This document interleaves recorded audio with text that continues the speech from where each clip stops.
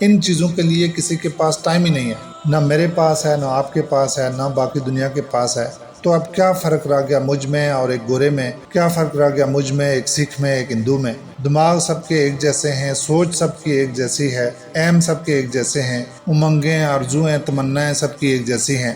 بس کچھ لوگوں نے داڑھی رکھی ہوئی ہے اور کچھ نے نہیں رکھی ہوئی، اور کچھ نے کوئی خاص لباس اور تراش خراش برقرار رکھی ہوئی ہے، وہ چلی آ رہی ہے زمانے سے، وہ بھی جب مکسنگ ہوتی ہے تو ختم ہو جاتی ہے۔ ہمارے ہی بچے ہیں جب انگلینڈ جاتے ہیں تو ایک نئی شان آن بان کے ساتھ واپس آتے ہیں، یہ اس معاشرے میں رہتے ہیں تو اس طرح دکھتے ہیں، جب اس معاشرے میں جاتے ہیں تو اس طرح کا دکھتے ہیں، وہاں کا رنگ چڑھ جاتا ہے۔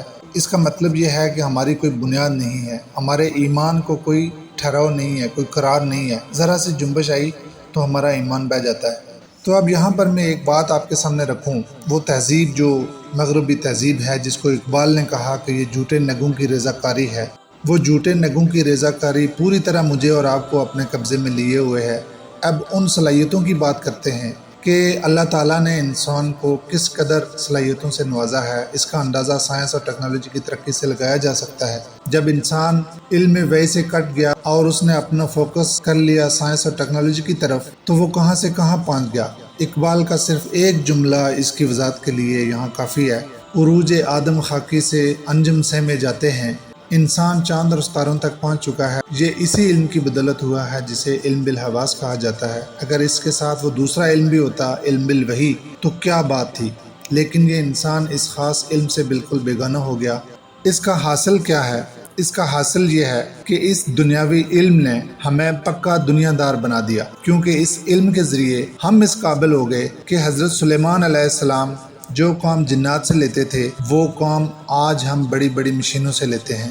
ان کے پاس جنات ہوتے تھے، وہ بڑے بڑے پتھر اٹھاتے تھے جن سے عمارتیں تعمیر ہوتی تھیں، بھاری چیزیں اٹھانے کا کام کرتے تھے۔ آج ہمارے پاس اسکیلیٹر ہیں، ایکسیویٹر ہیں، ان سے ہم بھاری کام کرتے ہیں۔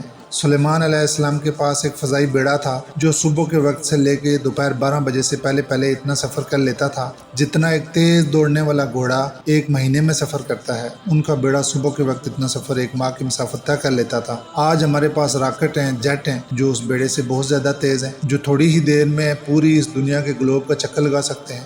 گویا جو سلیمان علیہ السلام کے پاس طاقتیں موجود تھیں، آج کے انسان کے پاس اس سے زیادہ طاقتیں موجود ہیں اس سائنسی علم کے نتیجے میں۔ لیکن ظاہر ہے کہ یہ سب کچھ حاصل کرنے کے لیے وقت لگانا پڑتا ہے، وہی وقت جو ہمارے پاس 60-70 سال کا ہوتا ہے، اور اگر سچ جانیں تو 60-70 سال کا نہیں ہوتا، 20-25 سال کا ہوتا ہے۔